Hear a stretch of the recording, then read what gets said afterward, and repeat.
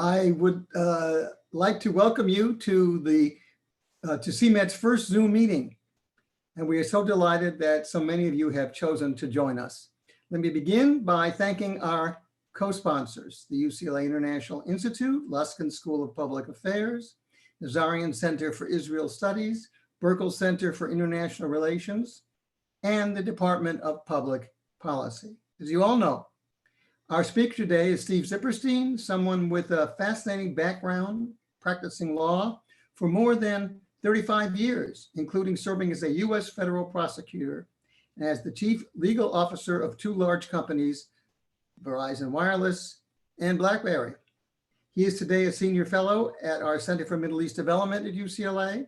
He also is a lecturer in UCLA's Global Studies program and the Lofgren School of Public Affairs, and various programs within each, where he has quickly emerged as an extremely popular figure for our students. In addition to his new role as a teacher, Steve Zipperstein is becoming a prolific writer, and he is now writing 4 books on law and the Arab-Israeli conflict. The first one, The Trials of Palestine, is just out from Routledge and is the topic of our talk today. Ladies and gentlemen, Steve Zipperstein. Thank you so much, Professor Spiegel. Thank you to CMED. Thank you to the amazing staff and to the other UCLA sponsors. Welcome, everyone. It's great to see all of you. Let me put my slides up and we'll get started. Well, when people think about the Israeli-Palestinian conflict, usually the law is not the first thing that comes to mind, although some people will say that in the last 15, 20 years, in fact, especially the Palestinians have used the law quite effectively at the International Court of Justice, at the International Criminal Court. But as a matter of fact, both the Palestinians and the Jews have been using the law as a tool, a weapon, a resource against each other for the better part of the last century. Even during Ottoman times, the Palestinians and Jews were accustomed to filing petitions with the Sultan in Constantinople.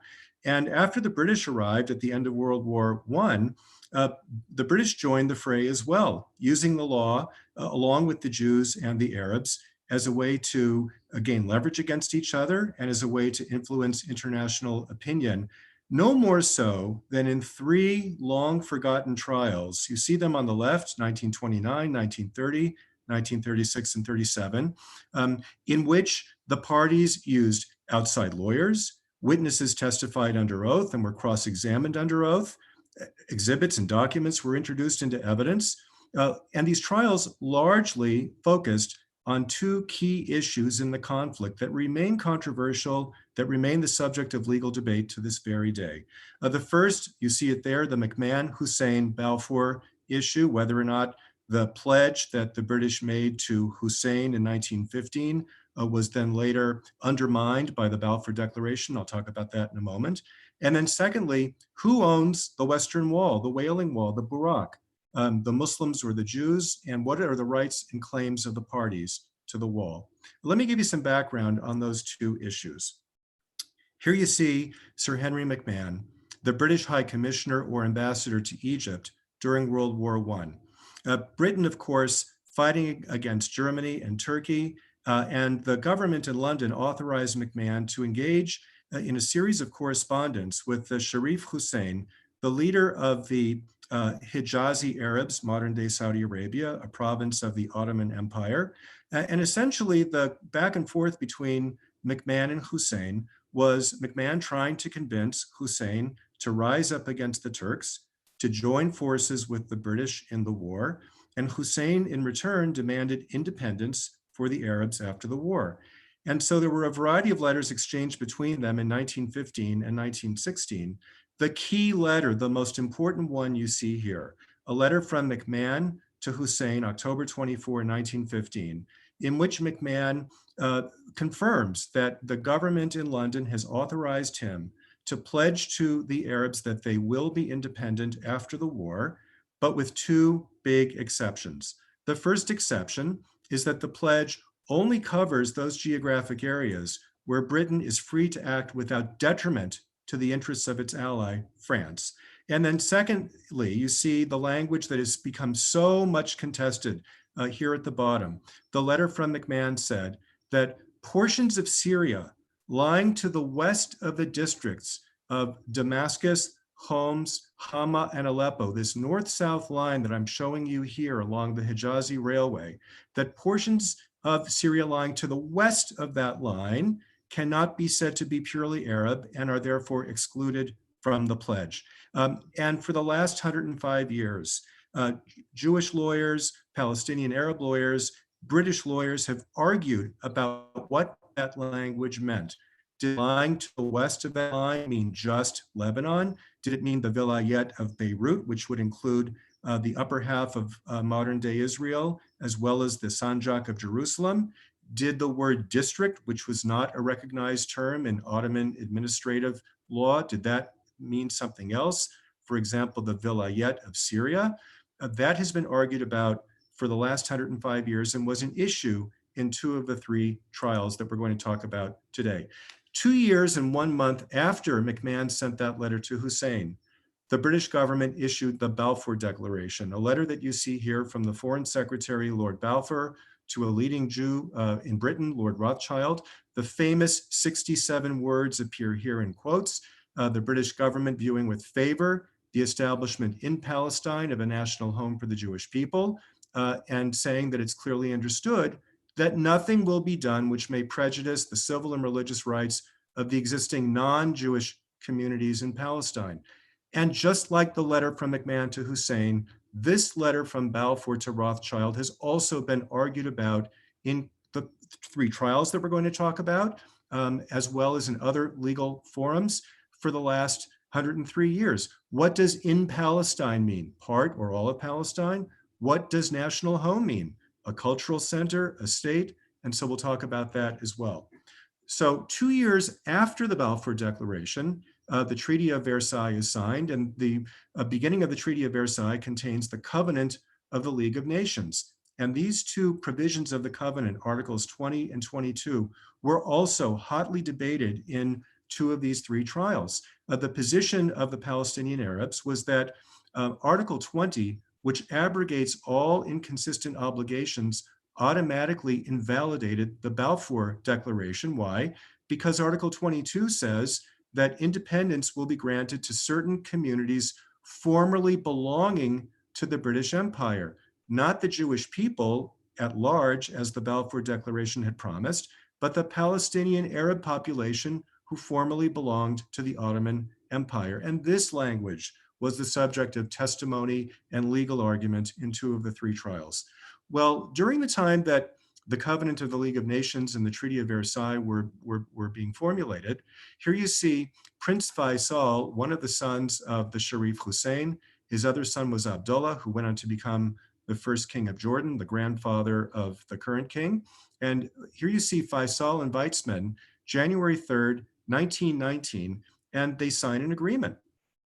And you see Weizmann's signature at the bottom, Faisal's just above his, with a caveat that Faisal wrote in Arabic, translated here on the right by Colonel Lawrence of Arabia, who was accompanying Faisal. And essentially this agreement between Weizmann and Faisal says that Faisal will more or less recognize the Zionist aspirations, not statehood, but the idea of a Jewish national home, in exchange for which Weizmann and the Jews will provide economic assistance. And the caveat that Faisal wrote essentially said that unless Britain complies with its obligations, then I can't be held to this agreement. But again, unclear what obligations Faisal was referring to. Later on, Weizmann, when he testified in the Royal Commission, the 3rd of the 3 trials, Weizmann would call this document a treaty, just as the Mufti of Jerusalem would refer to the McMahon-Hussein letter also as a treaty. Faisal wrote another letter in 1919, 2 months after his agreement with Weizmann, this time to the head of the Zionist Organization of America, future Supreme Court Justice Felix Frankfurter, expressing deep sympathy with the Zionist movement, characterizing proposals submitted by the Zionists as moderate and proper, and wishing the Jews a most hearty welcome home to Palestine. And then at the end of 1919, Faisal wrote yet a 3rd letter, this one to Herbert Samuel, the future first British High Commissioner or Ambassador to Palestine, referring back to the January 1919 agreement with Weizmann and confirming that he and Weizmann were in perfect accord in their point of view. After that letter, a few months later, 1920, the victorious powers, Allied powers in World War I met at San Remo, Italy, and demarcated this area in white for the future mandate for Palestine to be awarded to Britain. And you note that the area to be demarcated to Britain included the modern-day Gaza Strip in Israel, the modern-day Palestinian territories in the West Bank, as well as the modern state of Jordan. But very quickly thereafter, in 1923, Britain separated the mandate on this north-south axis from Metula down to Aqaba, creating Transjordan, which became independent, obviously, in 1947. Well, by late 1920, 1921, Faisal, Hussein, Abdullah changed their position and were no longer as sympathetic to Zionist aspirations as they had been in 1919. And in fact, engaged in a correspondence with the colonial secretary, Winston Churchill, arguing that McMahon had pledged in that 1915 letter of October, had pledged Palestine to the Arabs as part of the areas to be ruled by Arabs after the war. But Churchill rejected that claim, saying that McMahon's letter was intended to include the entire vilayet of Beirut and the Sanjak of Jerusalem, meaning all of Palestine west of the Jordan River was excluded from the pledge of independence that McMahon made to Hussein. Churchill reiterated that the Jews were in Palestine as of right and not on sufferance, but at the same time, Churchill criticized a recent speech by the Jewish leader Chaim Weizmann for saying that Palestine would be as Jewish as England is English. And so we see here the beginning of Britain trying to kind of have their cake and eat it too. So that's the background for McMahon-Hussein. And now let me shift gears to the Wailing Wall. I'm showing you a photograph, famous photograph, General Allenby. November 11, 1917, the British Army has marched into the old city of Jerusalem through the Jaffa Gate. Allenby reading a proclamation to the assembled people in Jerusalem. 5 years later, that proclamation was codified in Article 13 of the Mandate for Palestine, and that set forth the key legal principle known as the status quo that governed all the holy sites, including the Wailing Wall. Allenby said that Britain was not going to change anything as a result of its capture of Jerusalem. In fact, all the existing customs and beliefs of the various religions, Christian, Muslim, Jewish, would be protected. And as I said, that concept of the status quo was codified in Article 13 of the Mandate, which the incoming British civilian government took very seriously and treated as an enforceable legal provision.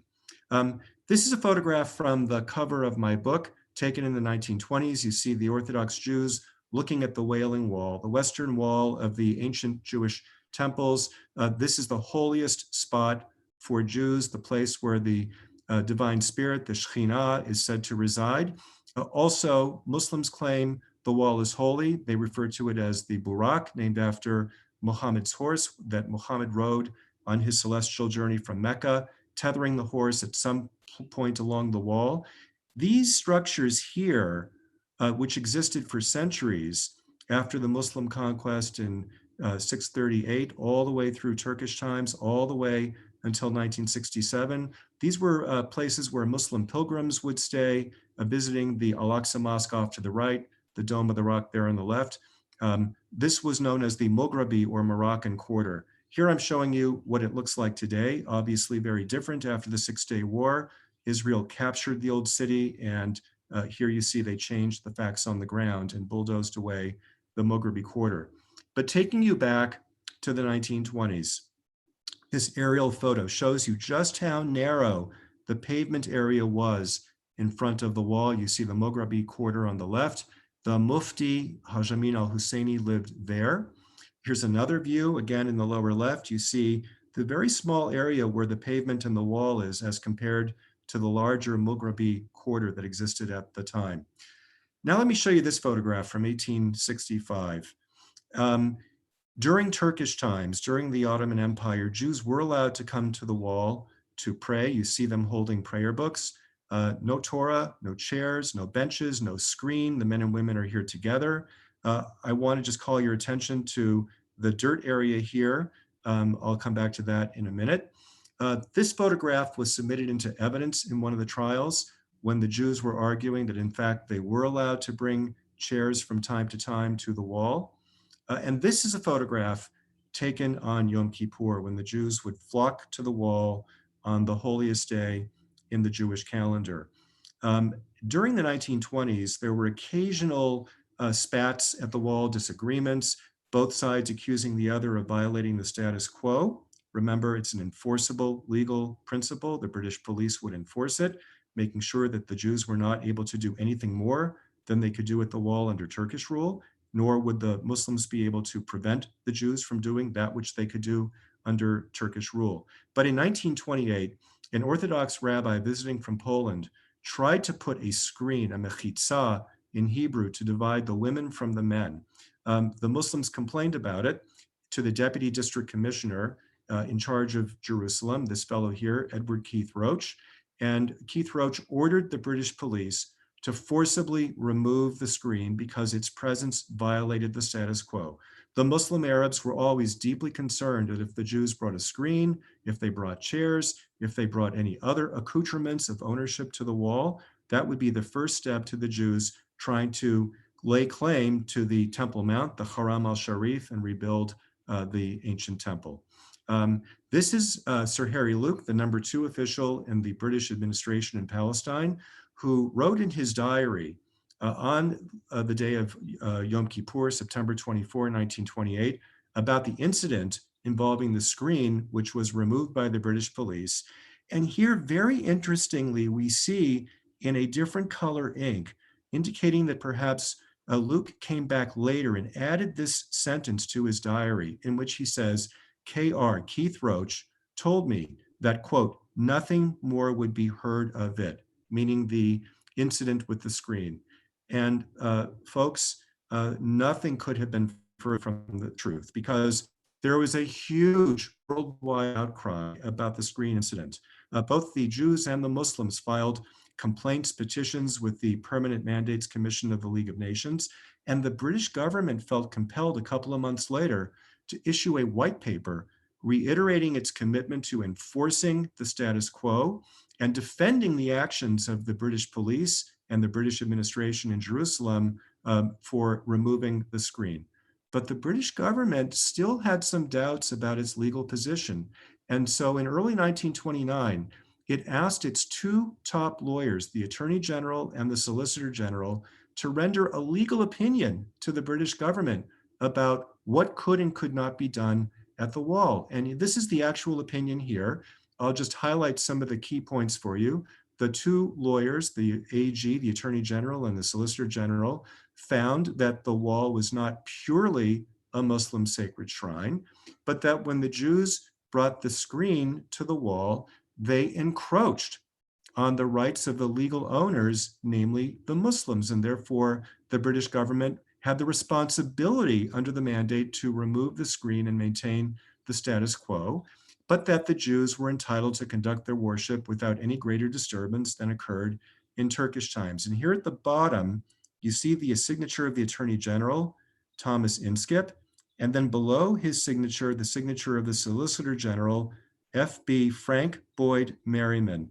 Remember his name because he's going to come back very, very shortly. Well, unfortunately, for the rest of 1929, tensions heightened dramatically in the area of the Western Wall. The Mufti galvanized Muslim sentiment and Arab nationalist sentiment around the wall, forming the Burak campaign. The Jews likewise were very, very upset about what they viewed as the unfair treatment of the British government. And on the holiday or the fast day of Tisha B'Av, the day that the Jews commemorate the destruction of the temples, which was August 15, 1929, a group of young Jews came from Tel Aviv and against British orders went to the wall and did three things. They made a speech, they sang the Hatikva, the future national anthem of Israel, and they unfurled the blue and white Star of David flag. The next day, the 16th, was the birthday of the Prophet Muhammad. And the Muslims organized a counter demonstration at the wall. Hundreds of people came. The demonstration turned violent as Muslims left the area of the wall. And over the next few days, tensions were very, very high in Jerusalem, culminating on the 23rd in additional riots in Jerusalem. And here you see a very disturbing photograph of that. And then on the 24th of August, 1929, the Hebron massacre. The newspaper headline on the right tells the story. On the left, you see a photo of a synagogue in Hebron that was completely sacked. And I'll go back to Harry Luke, the #2 official in the British government, to his diary. He notes that on August 29th, a few days after the riot, the High Commissioner, Sir John Chancellor, returned to Palestine. Chancellor had been on home leave. Luke pasted into his diary this article from the Times of London describing Luke's visit on September 1, about a week after the riots, to Hebron, describing the violence that occurred. And I want to call your attention to this handwritten comment that Luke made in the bottom at the lower right. He says, "Many Christian homes in Jerusalem and some Jewish ones have painted large crosses on their outer walls." I mean, imagine evoking memories of the Haggadah and the 10th plague and the Jews marking their doors. Very, very dramatic. Here is John Chancellor, the High Commissioner, the Jewish ambassador to Palestine. He returned, as we saw, on August the 29th, and on September 1 issued this proclamation, which essentially condemned the Palestinian Arabs for perpetrating savage murders on defenseless members of the Jewish population in Hebron. Well, the Palestinian Arabs did not take kindly to this proclamation. They were very, very upset. They demanded the right to be heard. They demanded the right to present their grievances. They demanded the right to begin to talk about what they viewed as the injustice that had been perpetrated upon them when the British government violated McMahon's pledge and issued the Balfour Declaration. And Chaim Weizmann in London, the leader of the Jewish Agency, likewise demanded a trial. Weizmann demanded that outside lawyers be allowed to go to Jerusalem to cross-examine the officials of the local British government to essentially put them on trial. And the High Commissioner Chancellor, in his diary, just a couple of weeks later, in October of 1929, wrote, "Under present conditions, I know of no one who would be a good High Commissioner of Palestine except God." This will give you an idea of the pressure that Chancellor was feeling. And even more so, October 24, he writes, "I am so tired and so disgusted with this country and everything connected with it that I only want to leave it as soon as can do so without failing in my duty." Imagine, this is the highest British official in Palestine who wants nothing more than to leave because he's under so much pressure to convene a trial. A trial, by the way, in which his own government would become a defendant, along with the Palestinian Arabs, as against the accusations of the Palestinian Jewish population.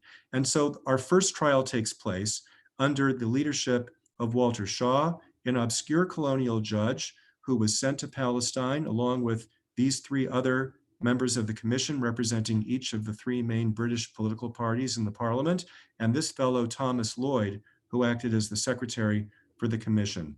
The Jewish side hired the same Sir Boyd Merriman, who was one of the two authors of the legal opinion that I talked about earlier. The government had changed. He was no longer the Solicitor General. Weizmann wanted the very best lawyer he could find in the UK. And so he paid Merriman an enormous fee of 50,000 British pounds plus expenses to go to Palestine to be the lawyer for the Jewish side. The Palestine government, the local government, as I said, was also put on trial. Here you see the lead attorney for the Palestine government, Ken Elm-Preedy, who came from the UK to represent them, his co-counsel, Robert Drayton, the Solicitor General. You might ask, where was the Attorney General of Palestine? Well, he was a Jew named Norman Bentwich, and the High Commissioner ordered him to be recused because of his pro-Zionist sentiment. Here you see all of the British police officers who testified during the trial before the Shaw Commission. This is Aouni Bey Abdul Khadi, shown a few years later. He was the lawyer for the Palestinian Arabs, an urbane, brilliant lawyer, trained in Beirut, spoke fluent French and Arabic. and he actually made mincemeat of Sir Boyd Merryman. And here's why. Merryman, the lawyer for the Jewish side, showed up in Jerusalem intent on attacking the local British authorities for not doing enough to protect the Jews against the riots that occurred. The role of the commission, at least in terms of its terms of reference, was simply to figure out who was to blame for the riots. But Abdul Khadi very brilliantly convinced the commission that it needed to broaden the scope of the inquiry, that it needed to look at the so-called state of mind of the local Palestinian Arab population, that it needed to look at the grievances and the sense of injustice that the Palestinian Arabs felt when the British government had effectively stabbed the Palestinian Arabs in the back by issuing the Balfour Declaration and undermining the pledges that McMahon had made to Hussein. And Merryman fell right into the trap, because not only by attacking the local British authorities did he drive them into the arms of the Palestinian Arabs, creating more or less a tacit alliance between the Palestinian Arabs and the local British authorities. But when Merryman had a chance to cross-examine the Mufti, who was the lead witness that Ioni Bey called to testify about the Palestinian grievances and the Palestinian state of mind, when Merryman cross-examined him, all he did was simply feed the narrative. Here I've plucked a couple of questions for you. This is from Merryman's cross-examination. He says to the Mufti, do you truly believe the Jews intend to take Al-Aqsa? Yes. Do you really believe the Jews intend to take the actual Temple Mount Haram area? Yes. And so Merryman, rather than using his cross-examination to help his clients prove their case, actually helped Ioni Bey prove his case. And so this trial, this first trial, became much more a trial pitting Palestinian Arab nationalism against Zionism than merely a judicial effort to lay blame for the riots. Merryman did such a bad job in his closing argument. He spent his entire argument attacking his opposing counsel rather than making his case. And he actually ended his closing argument by closing his book and sitting down in a huff when he got into a dispute with one of the commissioners. A few months later, the commission rendered its verdict. The commission found that the immediate cause of the riots was that Jewish demonstration on the 15th of August that I talked about. And the commission also found that the Arab state of mind that Ioni Bey was so successful in introducing into evidence, and that the Mufti was so persuasive in arguing in his testimony, that the Arab state of mind was a fundamental cause of the riots. The commission exonerated the Mufti of any premeditation, and the commission found that the Muslims own both the wall and the pavement. Interesting footnote, by the way, when the trial was over, Merryman went back to England, hoping to become Lord Chancellor. That didn't happen. He served briefly again as Solicitor General and then was shunted off to a judicial position. He became the Chief Judge of the Divorce Court in London, but he played a very important role in a very, very, very, very important divorce case. A few years later, he signed the final divorce decree allowing Wallis Simpson to marry the recently abdicated Edward VIII. Okay, let's talk about the second trial. This was convened in 1930. The British appointed 3 judges under the auspices of the League of Nations to conduct, again, a trial in Jerusalem with witnesses testifying under oath, cross-examination, outside lawyers. Here you see the chair of the commission, Elio Lofgren from Sweden, former justice minister. This is Monsieur Bard from Switzerland, and this is Herr van Kempen from Holland. The 3 judges conducted a month-long trial. This time, Weitzman did not send a British lawyer. He hired Dr. Mordechai Eliash, the most prominent Jewish lawyer in Palestine, the head of the Palestinian Jewish Bar Association. Eliash faced off again against Ioni Bey Abdul Khadi, the prominent Palestinian Arab lawyer. Ioni Bey, in his opening statement, argued that the Jews had no rights whatsoever to pray or do anything else at the Western Wall other than make a visit, a touristic visit, to the same extent as other tourists visiting Jerusalem. Eliash presented evidence that the Jews had been praying at the wall for centuries, that the Jews had established a custom and a right to pray, an easement, if you will. Eliash showed the photo I showed you earlier, where a portion of the pavement was in disrepair, called witnesses to show that the Jews funded the repair of the pavement. And in his closing argument, very interestingly, Eliash said, "I have made our position perfectly clear. I've stated that the Jews have not come before the commission to claim any right of ownership to the wall itself. I've underlined it time and again that the sacredness of the wall, the very reverence with which we pronounce its name, the sanctity with which we treat it, prevent us from using the term ownership." Eliash clearly trying to persuade the judges not to render a verdict of ownership for the Muslims. Well, Eliash didn't succeed, but the commission issued a split verdict, finding that the Muslims owned both the wall and that narrow strip of pavement, but also finding that the wall was sacred to the Jews as well as the Muslims, and that the pavement was not sacred to the Muslims, implying that the Muslims could not bar the Jews from coming to the pavement to engage in devotional practices at the wall. But the judges also found, consistent with past practice under Turkish rule, the Jews could not bring benches, chairs, or a screen. They could only bring the Torah on special Shabbat services, but not on regular Shabbatot. They could bring prayer books, but not the Torah. And the judges ruled that the Jews were not allowed to blow the shofar at any time at the wall, including Rosh Hashanah and Yom Kippur. So that was the second trial. The third trial was the so-called Palestine Royal Commission, or the Peel Commission. Here you see Lord Peel and the other commissioners, sent by the king to Jerusalem, again to conduct a lengthy trial. Outside lawyers weren't allowed to cross-examine witnesses, but the commissioners themselves conducted very, very lengthy cross-examinations of witnesses. Their terms of reference required them to really conduct a very searching inquiry as to whether or not Britain was complying with its obligations under the mandate, and to look at the grievances of both the Palestinian Arabs as well as the local Jews. Ioni Bey and the Mufti, who had begun in the first trial creating the Palestinian narrative about injustice, the Palestinian narrative of grievance, which we have continued to hear to this very day, and which the Palestinian lawyers have so effectively argued to this very day, that continued in this trial as both Ioni Bey and the Mufti testified as witnesses.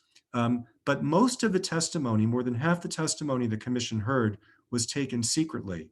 Winston Churchill testified in secret. The most important witness who testified secretly was Weizmann himself. Weizmann did not testify in the first two trials, but he came to Jerusalem and testified multiple times before the Peel Commission. Here you see him arriving on a cold January morning, January 8, 1937. Many of you will recognize where this is: King David Hotel on one side, the YMCA building on the other. And it was this moment during Weizmann's secret testimony before the Peel Commission that the idea of the two-state solution was born. One of the commissioners, Professor Copeland, a professor from Oxford, kind of sprung on Weizmann the following question, in which he says, Copeland says, wouldn't it be fair and produce a final and peaceful settlement to terminate the mandate and split Palestine into two halves? This was the origination of the two-state solution in this very moment. Weizmann confided later in Albert Einstein that he was completely stunned by the question. And note Weizmann's answer. He doesn't say yes. He doesn't say no. He very carefully says, permit me not to give a definite answer now. Let me think of it, or think about it. And when Weizmann confided in Albert Einstein a few months later in a letter to Einstein, Weizmann said, the more I think about it, the more I like the idea. In fact, I was thrilled to be there at the creation of the idea. Eventually, the Peel Commission in 1937 issued its report recommending a two-state solution. The green area here for the Jews, the orange for the Palestinian Arabs, Britain retaining a corridor, a land corridor connecting the port of Jaffa to Jerusalem and Bethlehem. And you see here the map on the right of the modern day borders of Israel and the Palestinian areas in Gaza. The Peel Commission also addressed in its final report the controversy about the McMahon-Hussein correspondence, finding that it was unfortunate that McMahon was not able to write his letter, that October 24, 1915 letter, more clearly. McMahon, though, is still alive. And a couple of weeks after the Peel Commission issued its report, McMahon came out publicly for the very first time since 1915 in a letter that he sent to the Times of London, in which he said that it was his duty to say right now, definitely and emphatically, that in giving his pledge to King Hussein in 1915, it was not intended by me to include Palestine in the area for Arab independence, and that he had every reason to believe that King Hussein understood, the Sharif Hussein understood, that Palestine was not included in the pledge. One would think that this would have been the end of the story, but the Palestinian Arab lawyers very effectively argued and continue to argue with great effect that the intent of the party is not relevant in construing the meaning of an ambiguous document, and that in fact, ambiguity should be construed against the drafter, namely Ambassador McMahon. Okay, well, let me wrap up by describing 3 settlement proposals that occurred very quickly on the heels of the August 24 Hebron massacre. No discussion of legal issues would be complete without discussing attempts by the parties to arrive at a settlement. And amazingly, within this 3-day period, August 26 to 29, 1929, we had 3 separate settlement proposals floated by the British government. The first one, August 26, the Baron Felix de Menasse from Alexandria, Egypt, a very prominent Egyptian Jew, met with an official at the British Embassy in Paris proposing that the Jews buy that area, the Mograbi Quarter, in front of the wall. 3 days later, Pinchas Rutenberg, the most prominent Palestinian Jewish businessman, chairman of the Palestine Electric Company, proposed to the British government that Britain expropriate the Mograbi Quarter and then sell it to the Jews, so sort of a 2-step transaction versus the 1-step proposed by Menasse. And then most amazingly, never ever before revealed, was a proposal by Prince Muhammad Ali Pasha of Egypt to sell the wall to the Jews, to sell it for 100,000 British pounds. That's never happened before, and it's never happened since. So let's talk about all 3 very quickly. This is a letter from the British Embassy in Paris to the Foreign Office in London, reporting on the meeting with the Baron Felix de Menasse from the Israelite community in Alexandria, proposing the purchase of the Mograbi Quarter.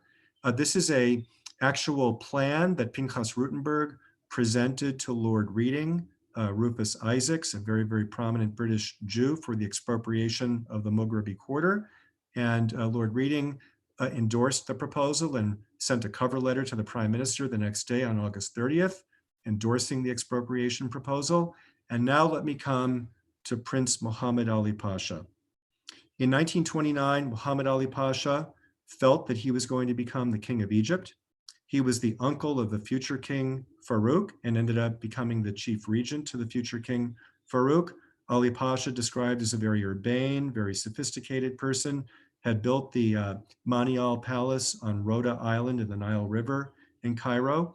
And after the Hebron massacre, 5 days later, on August 29, Muhammad Ali Pasha walked into the British Embassy in Istanbul, presented his calling card to the British ambassador, Sir George Clerk, and gave Clerk a letter addressed to Chancellor, the High Commissioner in Jerusalem, and asked Clerk to forward the letter to the High Commissioner in Jerusalem, the letter proposing that instead of fighting or dealing unjustly with each other, it would be infinitely better to come to an understanding.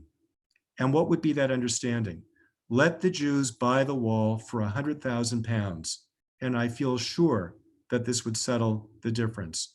Well, Clerk, the ambassador in Istanbul, did not send Muhammad Ali Pasha's letter to his colleague in Jerusalem. Instead, he sent it directly to the foreign minister, Arthur Henderson, in London. A few days later, saying that he's received a visit from Prince Muhammad Ali Pasha, and Clerk basically saying, I'm not so sure that this idea of the Jews buying the wall would be acceptable to the Muslims in Jerusalem, even for as fancy a price as 100,000 pounds. The letter was received in London at the Foreign Office and filed in this file right here that I'm showing you. An official in the Foreign Office named W.C. Knight wrote kind of a sarcastic minute here on the file. He said, "It would appear from the last paragraph of the prince's letter that while the Jerusalem Arabs would scorn to sell their honor cheap, they would probably be prepared to do so for £100,000. Well, it didn't happen. The letter was simply filed away. Here you see the entry in the Foreign Office Index for 1929, suggested sale of wall to Jews by Muslims, proposal of Prince Muhammad Ali Pasha. No one ever found out about this. There is no evidence that anyone ever knew about this. The letter from Muhammad Ali Pasha lay buried in the files of the British archives for the next 90 years. I found it a couple of years ago. I published a long article about it a few weeks ago, and it's also in my book. I'm very proud that I found it because this shows that although Muhammad Ali Pasha did not really have standing, he didn't have the legal authority to sell the wall to the Jews, he was thinking creatively about a solution, just as Weizmann thought creatively during his testimony to the Royal Commission about a creative way to solve the problem. And so with that, this is the cover of my book, and I will thank you all so very, very much for attending today. I'd love to hear your questions. I'll stop the share here and turn it back to Professor Spiegel. Thank you all again very, very much. Wow, what a fascinating discussion. And we've got some very interesting questions already arrived. And in case you do not remember in our audience or joined us late, here's how to send a question for our speaker. Click on the Q&A button if you're with us via Zoom. Click on the Q&A button if you're with us via Zoom. Unfortunately, if you're watching us through YouTube, the comments are disabled. And let me just say something, having looked at a couple of questions that have come in so far. I would just like to mention that we're going to take first the questions that relate exactly to what Professor Zipperstein has been discussing. Now, several of you want to give it a spin to the present day, and I understand that, and I will try to adjust your question so that it also relates to our presentation where appropriate. But a very interesting question that we have, and which we will take immediately, is one that deals with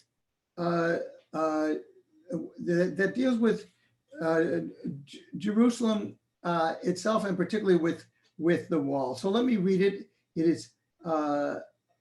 is somewhat lengthy, but I think it's worth it. It's from Gilad Sher of Israel. And it goes like this. You have used both Western Wall and alternatively Wailing Wall in describing the Jewish holy site in these days. I'm adding that. At much later stages, Israel's Palestinian negotiations in 2000 to 2001, as well as in the Clinton parameters, there was a clear distinction between the two. While Western Wall meant the entirety of the remaining wall, 480 m above and below surface, the Wailing Wall meant just the visible part above ground minus 50. Which one is legally correct in substance and wording according to your research? Thank you, Gilad. Fantastic question. So back in the 1920s and 1930s, you may have noticed that the word was used interchangeably. The British used the word Western or Wailing. They used them sort of synonymously and interchangeably. The plan that Rutenberg submitted to Lord Reading, I showed you that very quickly, used the word Wailing. So the distinction that has arisen more recently, which I will be describing at length in my final book of the series, which will deal solely with the legal status of Jerusalem. The distinction that you make, while extraordinarily important, was not made in the days of the mandate. Thank you for the question. Thank you. And thank all of you for so many questions coming in. The next one is from Harriet Gurak. Hope I've got that pronunciation right. Why were there 3 investigations, and why wasn't the original decision accepted? Fantastic question. The three trials reflect the fact that the British themselves repeatedly used the law, relied on the law and legal process as a way to carry out what they viewed as their obligations as the mandatory power in Palestine. Why was the first verdict not accepted? Well, clearly the Jews were very, very unhappy with the verdict from the Shaw Commission. The Palestinian Arabs were gleeful about it. And in many ways, as I said before, that trial, the subtext of that trial was much more about Palestinian Arab nationalism versus Zionism than it was a judicial inquiry into who was responsible for the riots. And following that trial, the British sent an expert, John Hope Simpson, to Palestine to investigate in greater detail the grievances of the Arabs, focusing specifically on Jewish land acquisition and Jewish immigration. That led to the adoption of a white paper called the Passfield White Paper, and then a subsequent more or less retraction by Prime Minister Ramsay MacDonald. And so the verdict of the Shaw Commission really set in motion a long chain of events during the 1930s that pitted Palestinian Arab nationalism against Zionism, leading to the Arab revolt that began in 1936, and then the Peel Commission and the partition plan that they proposed. Great question. Thank you. We're getting many questions and comments. Let me read a couple of comments, one very sad from Florence Fellman, who thanks you, Professor Zipperstein, for explaining those Jerusalem riots to us. She says her father told her that his uncle was one of those killed in the riot. So this comes home in some ways. Another comment, and I don't have a name, and this individual says, I'm fascinated as an Irishman to see British duplicity in this whole affair. And this analogy to their actions in Northern Ireland is this in the same period is striking. Do you have any comment on that? Well, without really reference to the Irish situation, I would just say that it is incredibly interesting when poring through the files of the Colonial Office and the Foreign Office to see the common thread of Britain really acting in a very Machiavellian way to pursue its own interests. We see it in the 1920s and 30s. One thing I didn't mention was that between the October 24, 1915 McMahon letter to Hussein and the November 2nd, 1917 letter from Lord Balfour to Lord Rothschild, there was, of course, the Sykes-Picot Agreement in 1916, a secret agreement between Britain and France to carve up spheres of influence in the Middle East after the war. And we see it going forward into the late 1930s when Britain is very, very focused on the threat from Nazi Germany, trying to convince the Arabs in the region to not join forces with the Nazis, but to join instead with the British government. I'll write about this extensively in my next book. And at the same time, don't forget that Britain still is the colonial power throughout this period, 1920s, 30s, and early 40s in India. And the Muslim population in India is greater than the entire Muslim population in the Arab world at that time. And so Britain always has sort of one eye on the situation in India as it's navigating through the conflict between the Arabs and the Jews in Palestine. Here's Scott Abramson, a fellow at the Nazarian Center for Israel Studies currently. And since Scott knows a lot about this, be prepared. It has been argued that before Henry McMahon wrote the most controversial letter in his correspondence with Sharif Hussein, the letter that excludes part of the Levant from the future Arab kingdom, British Foreign Secretary Edward Grey sent a telegram to McMahon advising ambiguity, but also allowing McMahon the discretion to be more specific. Do you believe that McMahon's famously ambiguous reference to portions of Syria was intentional? I've never heard this before. It's quite interesting. Yeah, so this has been written about fairly extensively. Elie Kaddouri wrote a book about this, and there have been other scholars who have written about this. The British Foreign Office also in 1930, a clerk named W. Child wrote 75-page memo, taking a very, very deep dive into this. And while I don't want to take up too much time answering this, and Scott, maybe you and I can have lunch when we get back to normal and can sit down together. Essentially, the instructions to McMahon were to do everything possible to bring Hussein over to the British side, convince him to rise up against the Turks, number one.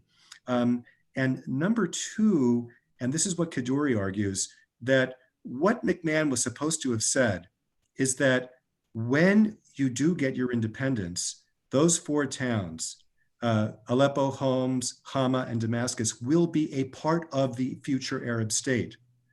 Not to use this ambiguous language that McMahon used that led to the arguments for the next 105 years about whether Palestine was or was not included. One more very important piece of evidence was that Lord Grey, who you mentioned, made a speech in the House of Lords in 1923, more or less taking the side of Faisal and Abdullah, the Palestinian Arabs, who, as I mentioned by that time, had changed their position and were very adamant that the Balfour Declaration should be struck down. And after his speech in the House of Lords, Herbert Samuel, then the High Commissioner, a very interesting figure himself, Jewish, but suspected by the Jews of being not sympathetic with Zionism, suspected by the Arabs of being a secret Zionist agent. Herbert Samuel wrote to General Clayton, who was on the staff of McMahon in Cairo in 1915, and said to Clayton, I seem to remember that you were the one that drafted those letters. What do you think? Did McMahon intend to include or exclude Palestine? Clayton wrote a memo to Samuel saying, yeah, I did draft the letters, and yeah, there was no intention whatsoever to promise Palestine to the Arabs. And ultimately, Samuel begged the Royal Commission to publish that memo, the Clayton memo of 1923, in its report. The Royal Commission didn't. And so a couple of weeks after the Royal Commission issued its report, Herbert Samuel, who by then was a lord, a viscount, rose in the House of Lords and read the Clayton memo verbatim. And he also read that letter of December 1919 from Faisal verbatim on the floor of the House of Lords. Interesting. I'm not sure the following is possible, but Karen Freed asks, can Mr. Zipperstein put the chart of the legal conflicts on the screen again? I assume that we mean the three trials, and I will be happy to do that. Okay. As long as we can still see you.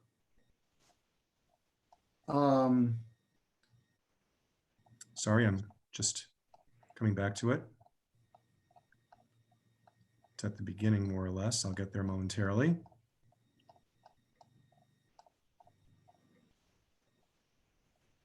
Almost there. And here we go, right here. Okay, I think that's the chart.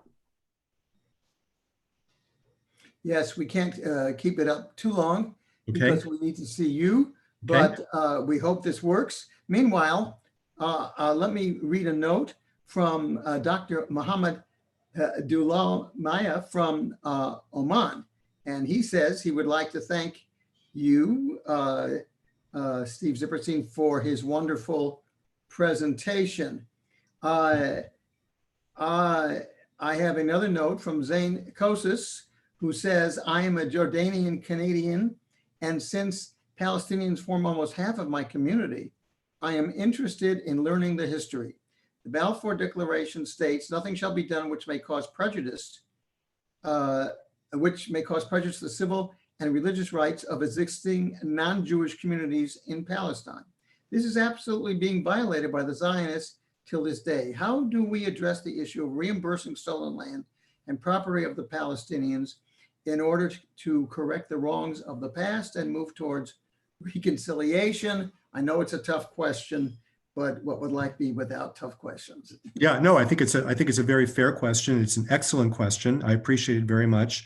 And it really makes the point that I tried to make at the very beginning, which is that the use of the law, as we just heard, by the Palestinians and by the Jews, is not a new phenomenon that just happened in the last 15 years. There are a lot of scholars out there that have coined the term lawfare to describe the recent discovery by the Palestinians of the law. And as I tried to show you, the great Palestinian lawyer, Aouni Bey Abdul Hadi, and the Mufti, they themselves, almost 100 years ago, began using the law very, very effectively.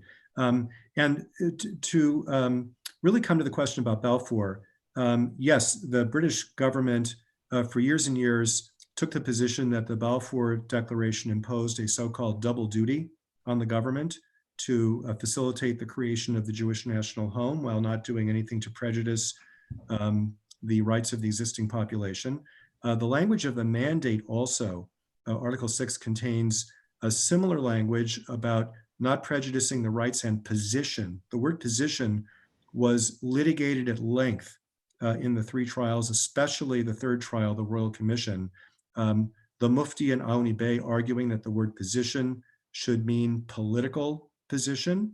The Jewish witnesses arguing that the word position did not refer to sort of a political status, but instead referred more to sort of freedom of religion and those sorts of things. So the Israeli government, if they were here, would argue, look, our Declaration of Independence and our various laws guarantee freedom of religion. Muslims have the right to vote. They have other freedoms in the Israeli democratic system that they might not necessarily be enjoying elsewhere. And the Muslims and the Palestinian Arabs, Christians and Muslims, would argue, as you just said, that from the very, very beginning, Britain never lived up to that dual obligation. Britain never protected the position of the Palestinian Arabs. The partition proposal of the Peel Commission, which gave statehood to the Jews in part of Palestinian Arab land, the tolerance of Jewish immigration, the tolerance of Jewish land acquisition, the eviction of Arab tenant farmers, all of that was in violation of the British obligation to protect the rights and position of the local indigenous Palestinian Arab population. I don't address in my book who's right or who's wrong about that argument. I'm much more interested in showing how the two sides have actually used the law as a weapon in the conflict without me adjudicating who wins or who loses. But clearly, your point is well taken and something that really strikes to the very core of the conflict today. Thank you so much for the question. Thank you. I've just been looking ahead and we have an enormous number of questions coming in.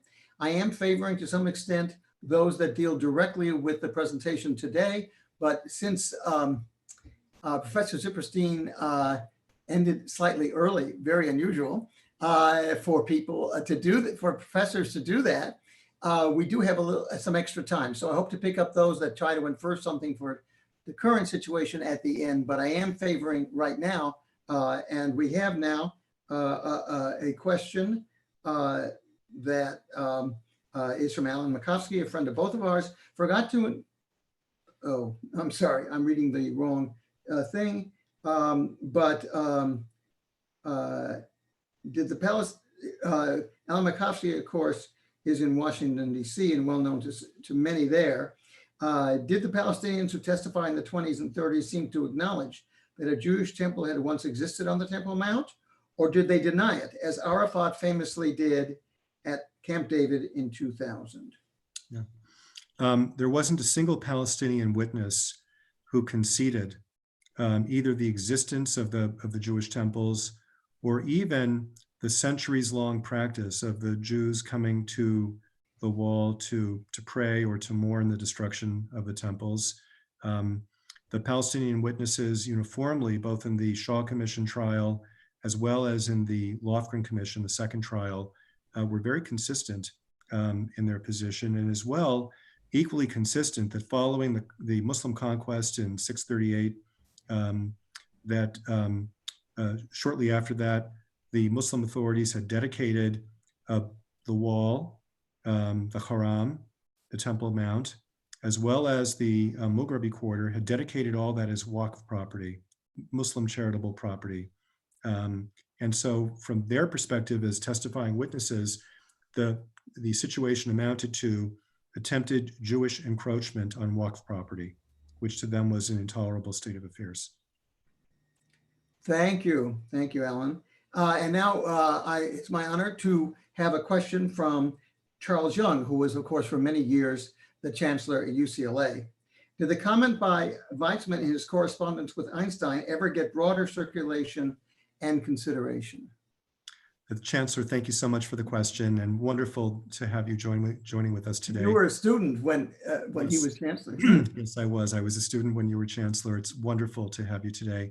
The letter that I mentioned is actually published. There's a multi-volume set of Weizmann's papers and correspondence published about 20 years ago. And it's there. It's also the Weizmann Archives in Rehovot, Israel, has their entire collection of Weizmann documents digitized and searchable online. But no, it really never received any attention whatsoever. Quite surprising to me, but received very, very little attention. And I must say, Einstein himself, and I'll cover this in my next book, testified in the 1940s before the post-war Anglo-American Joint Committee of Inquiry, which was also chaired by two judges, one British, one American. And in his testimony in Washington, D.C., Weizmann was very iffy about a Jewish state. Weizmann was not a Zionist. Sorry, not Weizmann, Einstein, forgive me. Einstein was not a Zionist. But despite that, he and Weizmann were quite close. And Weizmann confided in Einstein a lot, sought his advice. And you see in Weizmann's diplomacy a lot of the care in his use of language, in his testimony before the Appeal Commission, great care and great caution in his use of language. Part of the reason I showed Churchill's picture was because during his secret testimony, Churchill was far more bullish on the idea of early statehood for the Jews in Palestine than was Weizmann. That's part of the reason why Weizmann was caught so much off guard by the question from Professor Copeland about the two-state solution. Thank you. Thank you, Chancellor. We're going to go to a couple of UCLA professors now. Professor Arthur Stein, friend in political science. Why do the British treat a political assessment as a trial in which non-binding written political commitments are treated as legal contracts to be judicially assessed? That's a great question. And in my book, I say that the idea of litigating our way to peace is probably not ever going to work. And so why even have these trials to begin with? And I think the reason comes back to my point earlier that the British, having taken legal control of Palestine under the provisions of the mandate granted to Britain by the League of Nations, Britain took very seriously the mandate as a legal document, not just Article 13 and the status quo, but Article 6 I mentioned, the dual obligation to the Jews and to the Palestinian Arabs. And Britain became comfortable with the idea of adjudicating and litigating disputes that arose. Britain used the device of judicial commissions elsewhere through the colonies. It did it in India at least once. And this was a way for Britain to demonstrate to its overseers at the Permanent Mandates Commission of the League of Nations that it was fulfilling its duty as mandatory power to treat the provisions of the mandate as having the force of law. One thing I didn't mention was that after the Shaw Commission trial, the Jews who were very upset with the verdict essentially filed an appeal with the Permanent Mandates Commission. And the British officials, including John Chancellor, the High Commissioner, had to go to Geneva and be subjected to very, very robust and very, very challenging adversarial cross-examination from the members of the Permanent Mandate Commission. And what is really striking, amazing about the time period is how sympathetic the League of Nations and the Permanent Mandates Commission were to the Zionists and to the Zionist cause as compared to the way the UN looks at the conflict today. Very, very interesting. Thank you for the question. Thank you. Well, here comes another UCLA professor, Martin Gillens of the UCLA Lofgren Public Policy Department. And another difficult question, of course. Was there anything the British could have done in the face of the conflicting desires of the Jews and Arabs that would have led to a significantly better outcome? Better in quotes. If so, what? So that's the hardest question of all, because even with perfect hindsight, Professor Gillens, even with perfect hindsight, it is hard to say, as against a religious conflict, a conflict of conflicting national movements claiming rights to the same real estate, hard to say what Britain could have done differently other than one thing, Britain should have been, as the Royal Commission said, much more clear in expressing its intentions, not just in the October 24, 1915 letter, not just in the Balfour Declaration, not just in the 1922 Churchill White Paper, but throughout the entirety of the mandate. The Colonial Office especially was constantly fudging, constantly engaging in ambiguity to try to achieve some kind of a stasis, some kind of a balance between the two sides, when if it had been more clear, more specific, less ambiguous about its intentions, it might have angered one side or the other, but it might have ironically been able to achieve a solution that would have saved us many, many, many decades of bloodshed and agony between then and now. Thank you so much. Great question. Thank you. And now a question from East Jerusalem, Hitham Kayali. And I want to say that lots of names. I hope I'm getting everybody right. Thank you so much, Professor Zipperty. Incredible presentation. Was there any connection between the legal findings of the three inquiries and the Declaration of Israeli Independence following the end of the Jewish mandate? Or was it politics taking its own direction regardless of legal findings? Great question again. Interestingly enough, I would say that with respect to the Israeli Declaration of Independence itself, you certainly see the idea of protecting the rights and position of the indigenous non-Jewish population reflected. That language is in the Declaration of Independence for sure, coming from the Balfour Declaration and coming from the mandate. Also, very interesting that, of course, leading up to the Israeli Declaration of Independence, we had not just the two-state proposal of the Peel Commission in 1937, but we had UN General Assembly Resolution 181, November 29, 1947, proposing another version of a two-state solution, which of course led to the Declaration of Independence that Ben-Gurion read in Tel Aviv on Rothschild Boulevard on May 15, 1948. Thank you for the question. Another mutual friend, Mustafa Elistaz, is saying the following. Hillel Cohn actually discussed this point. He argued that there was no denial of the temple in the 20s and 30s. I think this is mentioned in his book of 1928, year zero of the conflict, as I'm adding, as you suggested. Yeah. Hillel Cohen's book is fantastic. Without getting into what the witnesses said in the trial, I've addressed that, but I do want to make a point that Professor Cohen, fantastic point that he made in his book. Remember I talked about the screen, the removal of the screen on Yom Kippur 1928. Professor Cohen, looking at the testimony in the trial before the Shaw Commission, came to the conclusion that the removal of the screen was the result not of a dispute between Muslims and Jews, but of a dispute between the Ashkenazi and the Sephardi beadles or watchmen at the wall. The Sephardi beadle was upset. There had been this group of Polish Jews that came with their rabbi. The Sephardi beadle was upset that he wasn't receiving the tips that he was ordinarily accustomed to receiving.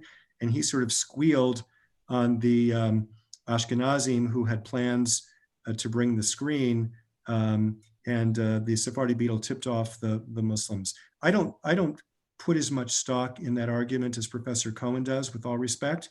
I do think this was, at bottom, from the perspective of the British authorities, a law enforcement matter. The law was clear. The status quo was the law. The Jews broke the law by bringing a screen, and therefore the police needed to be sent in to take the screen away. Thank you. Another mutual friend, Hoda Awad from Egypt, and she asked, in the line of creative solutions, had the solution proposed by Prince Muhammad Ali been accepted back then, would it have ended the enmity of the Jews and the Muslims? Well, again, with perfect hindsight, one can only speculate what would have happened if Prince Muhammad Ali's proposal had become known. we can speculate that maybe he wouldn't have survived very long. The Mufti would have been extremely angry, and the supporters of the Mufti would not have tolerated any proposal by someone from Egypt to sell Waqf property to the Jews. On the other hand, though, I think that what Prince Muhammad Ali did was incredibly heroic, incredibly creative. And while it may not itself have ended up as the solution, I think that it could have been the beginning of a very, very interesting dialogue brokered by Egypt, which of course has emerged over the years as an extraordinarily important broker between the Palestinian Arabs and the Israelis. And we could have seen something very, very interesting and very dramatic if the British had taken his proposal more seriously and protected him while moving forward with it.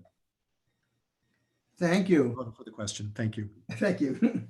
Omar Rodwin, a UCLA student from Egypt, if I see the notes correctly. If the Pasha offer had been published and the purchase was considered acceptable by the Palestinians and went through, what would be the repercussions throughout the 40s and 50s?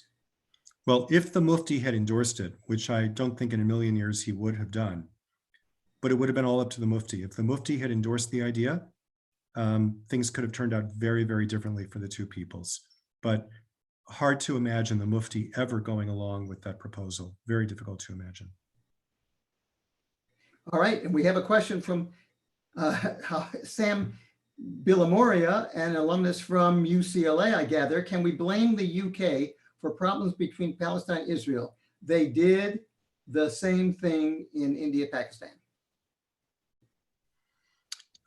It's very easy to blame the UK for their duplicity to both sides, for what Ben-Gurion described years later in a letter to his wife, Paula, as selling the same horse twice to two people without each other really being aware of it. The McMahon-Hussein correspondence did not become publicly known until the early 1923, when a Daily Mail reporter named Jeffries published portions of it, and the full correspondence was not published until George Antonius's famous book, The Arab Awakening, in late 1938.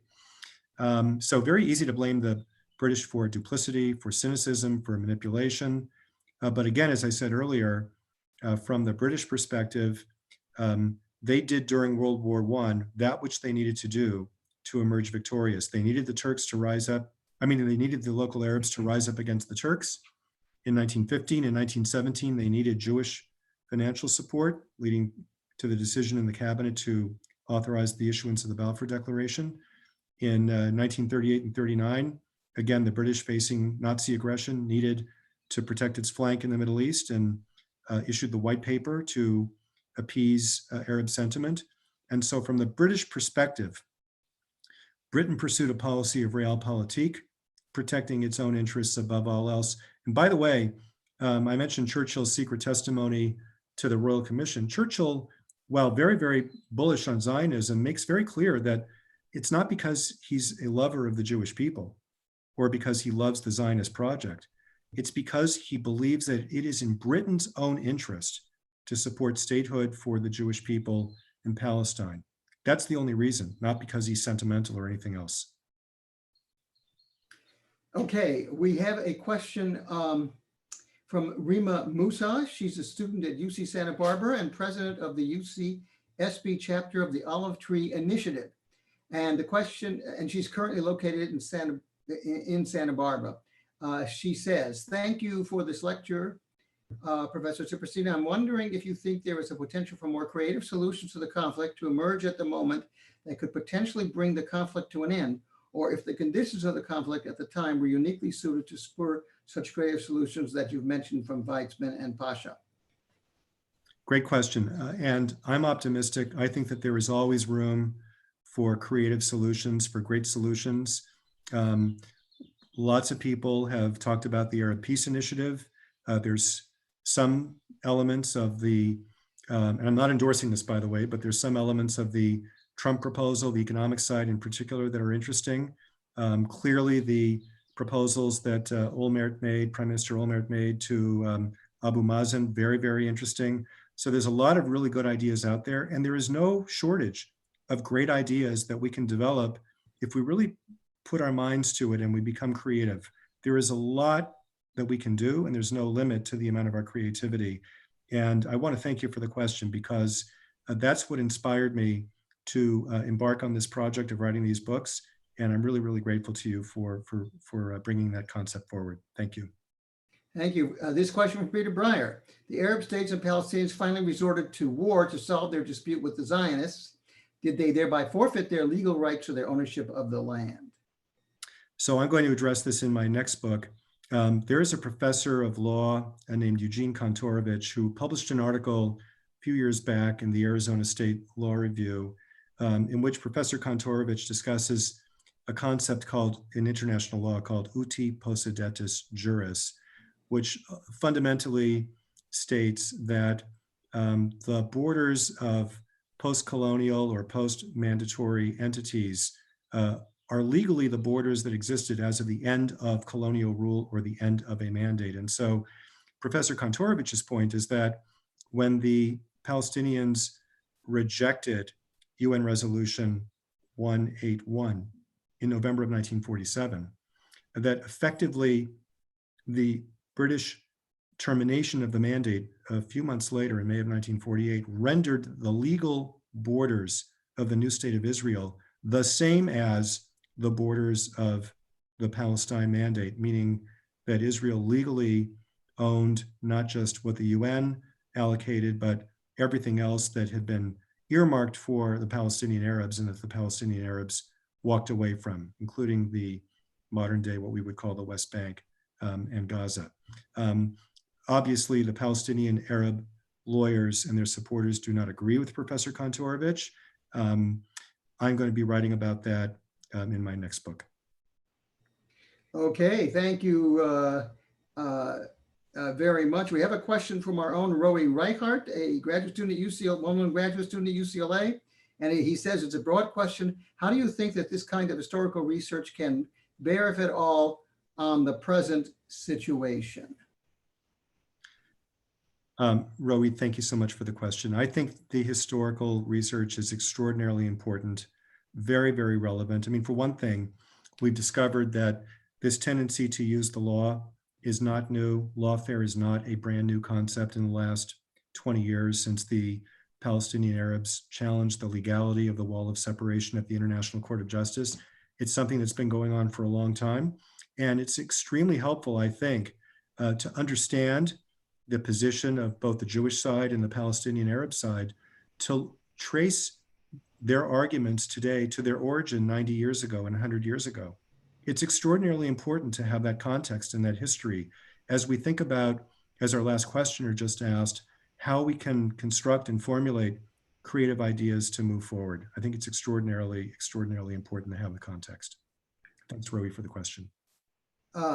Thank you very much. There have been so many questions, it's hard to remember who has had a chance to ask. I don't think we've had the following from Rafat Soba.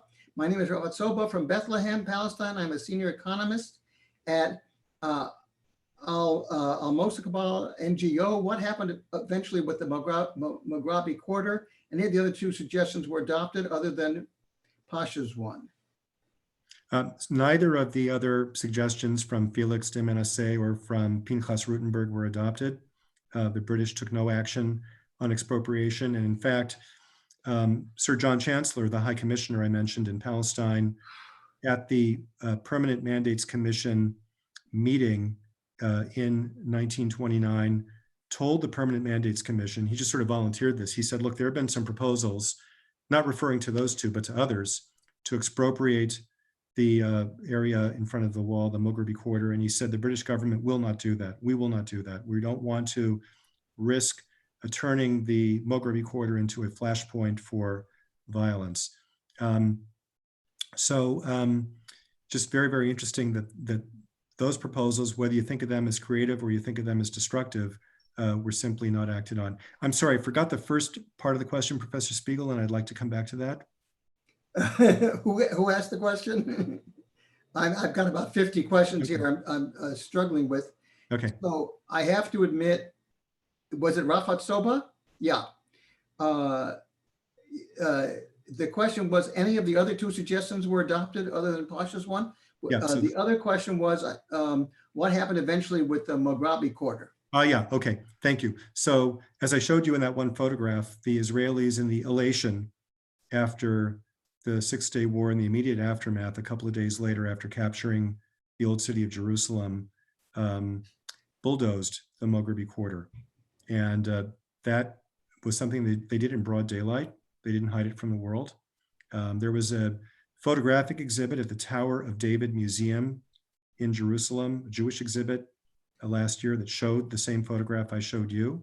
And to this day, the Palestinian Arabs, some of their lawyers, hearkening back to the second of the three trials, take the position that the Lofgren verdict was that ownership of the wall and the Mughrabi area, not the pavement in front of the wall, but the Mughrabi area and the wall reside with the Muslims, and that continues to be the law to this day. Israel, of course, disagrees. Israel has passed legislation declaring the wall theirs, but again, we see the origins of the legal arguments we hear today all the way back in 1930. Thank you for the question. Thank you. Moving to Argentina from Maximiliano von Kesselstadt. Thanks for a very interesting and insightful presentation. Coming back from history to the present times, do you think that there's room and there would be advantages in using that legal process approach based on the applicable law and formal legal debate vis-a-vis the ineffective political, religious, and military-centered approach in the region? Thank you, Max, so much for the question. Here's one interesting thing. The Lofgren Commission, the second trial, remember I said their verdict was kind of a split verdict. Both sides got a little bit. Both sides were unhappy that they didn't get everything they wanted. But the fact of the matter is that between the time the verdict was issued in late 1930 and the end of the British Mandate in 1948, there were no more flare-ups at the wall itself. There were terrible riots during the Arab Revolt, of course, from 1936 to 1939. But the Lofgren Commission verdict seemed once and for all, given that it was sort of a split decision, leaving neither side with everything and neither side particularly happy, it seemed to achieve a measure of calm at the wall. The British government codified the Lofgren verdict in 1931, issuing an order in council that turned into law the various elements of the Lofgren verdict, including the ban on blowing the shofar by Jews at any time, including Rosh Hashanah and Yom Kippur. I would tell you that in all the years that followed, there was only one prosecution that I was able to find of a Jew for breaking the law and blowing the shofar at the wall. That happened in 1946. And the British judge in Jerusalem dismissed the case, finding that the prosecution, although they had many witnesses who testified that the young fellow blew the shofar at the wall on Yom Kippur, the judge dismissed the case because the prosecution forgot to prove that the defendant was in fact a Jew. Very, very interesting. Was in fact what? Forgot to prove that the defendant was in fact Jewish, because the law only banned Jews from blowing the shofar. Christians and Muslims were allowed to do so. Interesting. Here's one of our mutual students, Jamiko Evi, Mako, we all call her. What was the difference between the Woodhead Commission and the Peel Commission, and why was the Peel Commission the one that they decided to question at the trial? Thank you, Miko. So the Peel Commission rendered its partition proposal in July of 1937. And after that, the British government sent a follow-on commission, a technical commission, to work out the details of partition. And that was known as the Woodhead Commission, which spent a long time in Palestine and then came back with a report to the government on November 9th, 1938. Ironically, the same exact day as Kristallnacht in Germany. And the Woodhead Commission reported back to the government that partition was in fact not a workable solution. And the British government then, in its white paper of May 1939, formally abandoned partition, capped Jewish immigration to Palestine for the next 5 years at a grand total of 75,000, and endorsed the creation of a majority-ruled Palestine within 10 years' time. That was the most favorable proposal ever made to the Palestinian Arabs. And I'm going to talk about that in great detail in my next book. Thanks, Miko, for the question. Next question is from Mohammed Abdel Fattah from Palestine. Even if UK colonial administration was clear in its language, why UK declaration of position should be a reference to legal claims of both sides of the conflict? Again, great question, and goes back to what I was saying earlier about the notion that the British embraced, which was that large elements of the conflict were legal in nature. Again, going back to Britain's obligations under the mandate, which is why Britain convened really all three of those trials, all three of those commissions. Thank you very much. Samar Barghouti, Royal University for Women. What is the legal status of the Wailing Wall now, and on what legal basis? As I said earlier, the legal status of the wall is disputed. Israel claims ownership by virtue of legislation it passed after the Six-Day War. And many Palestinian legal scholars go back to the 1930 verdict of the Lofgren Commission, claiming that the Waqf still owns not just the Haram al-Sharif, but also the wall, which is part of the curtilage, part of the retaining wall of the Temple Mount or the Haram. Thank you for the question. Kobe Huberman from Israel. Thank you, Steve, for a wonderful presentation. During the different trials, who were the masterminds on each side that set the legal strategies and argumentation, or was it left only to the lawyers on each side? Thank you, Kobe. I'm really grateful for the question because the documents show that during the first trial, the trial that went so poorly for the Jewish side, Weizmann, sitting in his office in the Jewish agency in London, was constantly meddling in the goings-on in the courtroom in Jerusalem, sending cables to the lawyers, directing the lawyers to ask certain witnesses certain questions, trying desperately to convince Merriman to try to introduce into evidence the letter that Faisal, that second letter in 1919 that Faisal wrote to Felix Frankfurter. By the way, Merriman tried to introduce the letter. Ioni Bey immediately said that there was no such letter, and he produced a telegram from Faisal, now the king of Iraq, Faisal denying that he'd ever written the letter, and Merriman just gave up. He gave up. All he needed to do was cable Frankfurter in Washington or New York and would have been able to get the letter and introduce it. Merriman just gave up. So Weizmann very, very deeply involved in the details and the intricacies of the first trial. And he admitted later that he made a mistake by doing that, especially made a mistake by hiring Merriman, which is why he chose Eliash. And Weizmann basically took a hands-off approach in the second trial. And then in the third trial, the Peel Commission, as I said, Weizmann became the most important and the most eloquent witness, the most persuasive witness, even more than Ben-Gurion, who also testified, more than Golda Meir, who also testified. Weizmann was by far the most important witness for the Jewish side in the third trial, and in my view, did a spectacular job presenting the Jewish case. We have time for just one last question from Eric Selkoff. Why was the San Remo agreement not implemented? Well, San Remo was where, as I said, the boundaries of the mandatory area were carved out.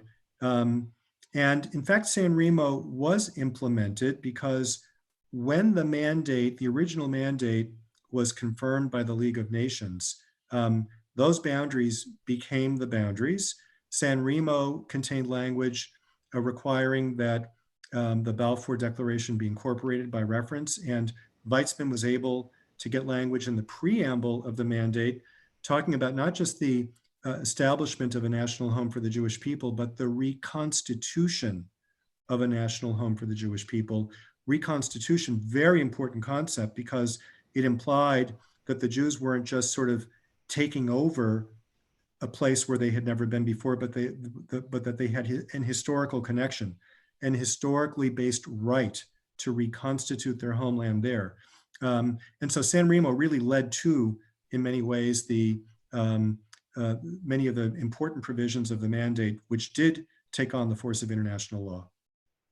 Thank you for the question. Well, I'm afraid that's our last answer. I want to apologize to everyone who I couldn't get in. There were so many questions. We had about 60 questions. I tried to be as fair as I could, and I want to thank Professor Zipperstein not only for this marvelous presentation, but his willingness to answer so many questions that made, it shows when a speaker is prepared well and doesn't go overtime, in fact, ends a little earlier, how much you can actually accomplish. I want to thank all of you who did send us questions, and it made a huge difference. I also, you met Manny Jad at the outset, our deputy director. I would also like to thank Salome Mahajer, who spent hours of her own time working so hard to make all of this work and work so well. And I also want to thank Samara Smesmi